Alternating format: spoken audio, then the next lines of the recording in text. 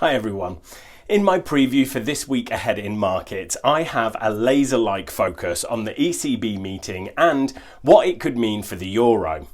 I think it could be especially important after the euro-dollar pair dropped back from the 1.20 level last week. I will of course also include a rundown of this week's economic calendar. GKFX Prime presents the week ahead. Since I'm talking about euros this week, it reminds me of a joke my friend told me the other day. She said, for the first time this year, I didn't go on a trip to Europe because of the coronavirus. Normally I don't go because of money and work. If that gave you a chuckle, please click the like button. It really helps the video appear in more search results and helps us reach more people.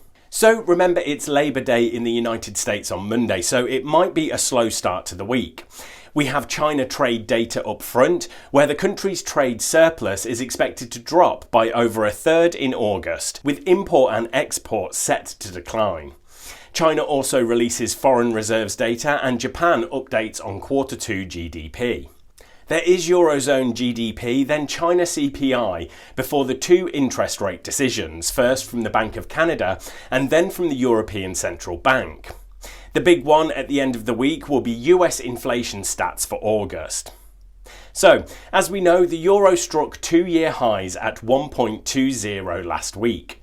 That last leg up was at the expense of a weak dollar after Jay Powell said the Federal Reserve was moving to a more flexible average inflation targeting policy, implying it would keep interest rates lower for longer. The euro has since pulled back from that big level, I think for two reasons. One is that the barrier options were likely triggered around 1.20 and caused some technical selling at the round number. Two is that we have the ECB meeting this week. So let's hone in on reason number two.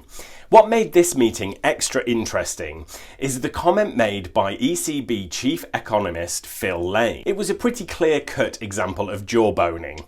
That's when a policymaker talks about a currency value in order to affect its value. Lane said the euro-dollar rate does matter. He explained why in terms of monetary policy, but that's not really the point.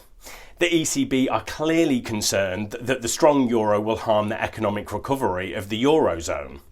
I would add on top that the strong euro is probably dampening the rise in the European stock markets too. So the ECB have talked the talk, but will they walk the walk?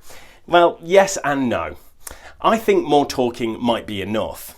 So no change in interest rates or QE is expected, but the ECB is in the midst of its own strategic policy review. If the ECB even hints that it will follow suit with the Fed and make its own pivot towards AIT, then that might be enough to pull down the euro. If they don't say anything and try to play the let's wait and see card again, that could mean the euro uptrend continues. Right, thanks everyone, good luck trading and make sure to subscribe to our channel so you don't miss the next video.